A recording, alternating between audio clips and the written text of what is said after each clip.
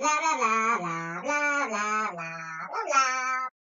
Bla bla bla, benvinguts a Rumors d'en Fukuro.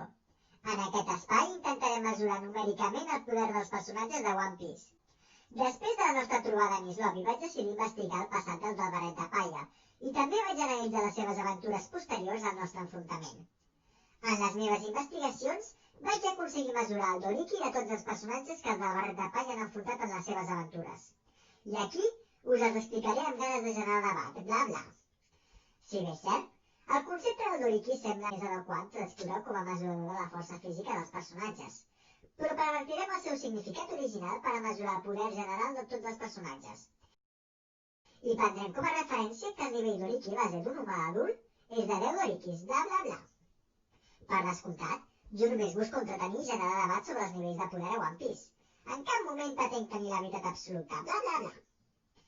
Jo, per la meva part, compleixo la meva feina presentant la meva opinió i espero llegir els vostres comentaris. Per descomptat, alertats esteu de potencials spoilers de One Piece, bla bla. Bla bla bla, en aquest primer vídeo que dona inici a la meva saga de nivells de poder de One Piece, vull aprofitar l'ocasió per presentar els meus nivells de poder a nivell global en forma de rànquing. En aquesta ocasió, llavors, no presentaré els nivells de poder d'un arc de la sèrie en particular, sinó que ens centrarem a analitzar la distribució de poders en tot el món de One Piece. En concret, aquí trobarem una comparativa tant de la distribució dels nivells de poder de la pirateria al llarg de tots els mars de One Piece, com de la distribució de poder de dins l'organització interna de la Marina, bla bla. En primer lloc, i establint el poder base dels humans a One Piece, ens trobarem els pirates genèrics i els soldats de la Marina genèrics. Bla bla bla. 10 Doriki és la base del poder humà a One Piece, i la immensa majoria de la població mundial no depassa d'aquesta quantitat de poder. Per això, la majoria de la Marina, la qual pren la forma de reclutes, de soldats de tercera, de segona i fins i tot de soldats de primera, només tenen 10 Dorikis de poder. Pel que fa a la pirateria, la immensa majoria de pirates tenen 10 Dorikis de poder. Les tripulacions nombroses tenen un gran nombre d'integrants i només són homes normals i corrents armats.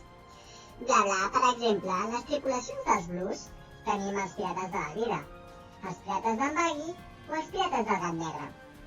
La majoria dels integrants de totes aquestes tripulacions només tenien 10 Dorikis de poder. Com a exemple de Grand Line veiem la banda Baroque, la qual tenia un exèrcit interminable de bilions. I al Nou Món, una de les tripulacions més poderoses i nombroses sense tenir en compte els Yonkos era la del Doflamingo, la qual tenia un exèrcit interminable de subordinats genèrics de 10 Dorikis cadascun. En segon lloc, trobaríem en un nivell entre 10 i 40 Dorikis els capitans pirates de nivell baix de l'East Blue i els soldats de la Marina de primera. Bla bla, els capitans pirates en general tenien un poder superior al d'un humà comú i d'aquesta manera podien postular-se com els líders de la seva banda. Tot i això hi havia bandes pirates, més o menys top, que tenien diversos integrants d'aquest nivell. Exemples d'això tenim a l'East Blue i la tripulació de Don Krieg.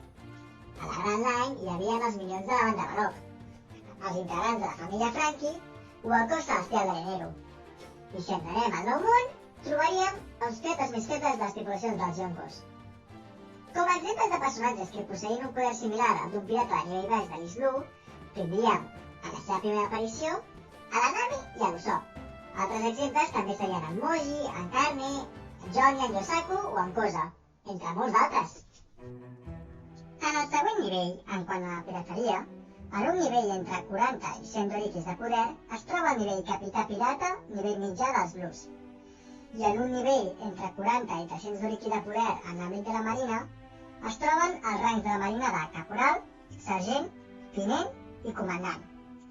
Bla bla bla, com a exemples de personatges que posseixen un poder similar al d'un Capità Pirata a nivell mitjà del Beast Blue, tenim en Patty, en Jambai, la Lola, etc. Bla bla, mentre que, com a exemples de marines que posseïen un poder dins dels rangs més baixos de la Marina, tindríem els marins genèrics de Marineford, la Tashigi, en Django, en Full Body, entre d'altres. Bla bla bla, d'altra banda resulten equivalents els nivells de la pirateria de Capità Pirata nivell alt dels Blues i Capità Pirata nivell baix del Paradise, amb un poder d'entre 100 i 400 Dorikis.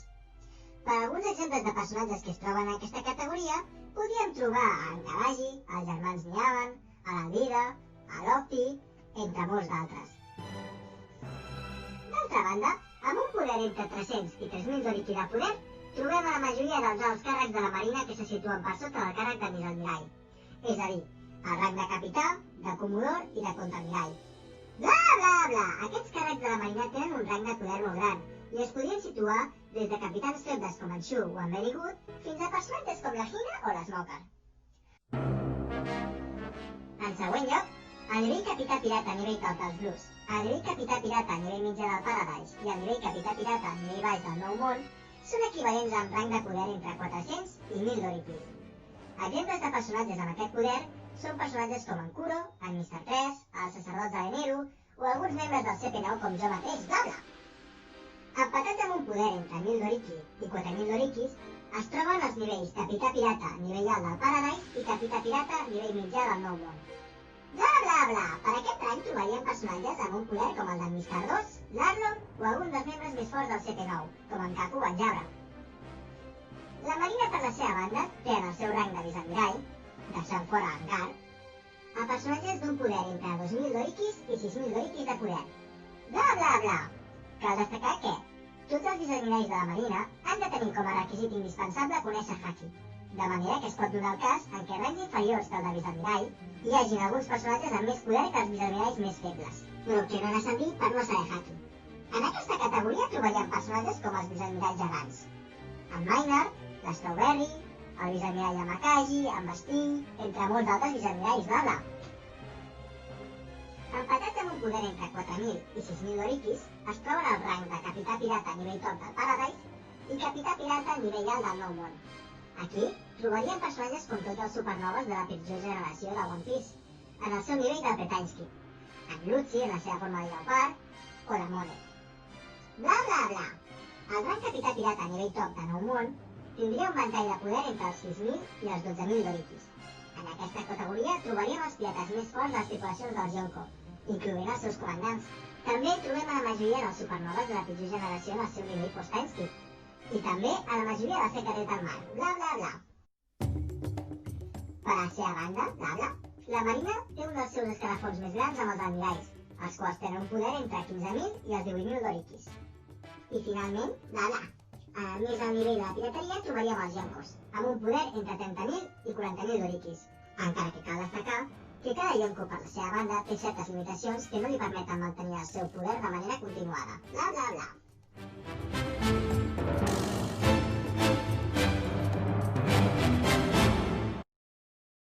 Bla bla bla bla bla, i fins aquí ha arribat la guia de nivells de poder d'en Fukuro.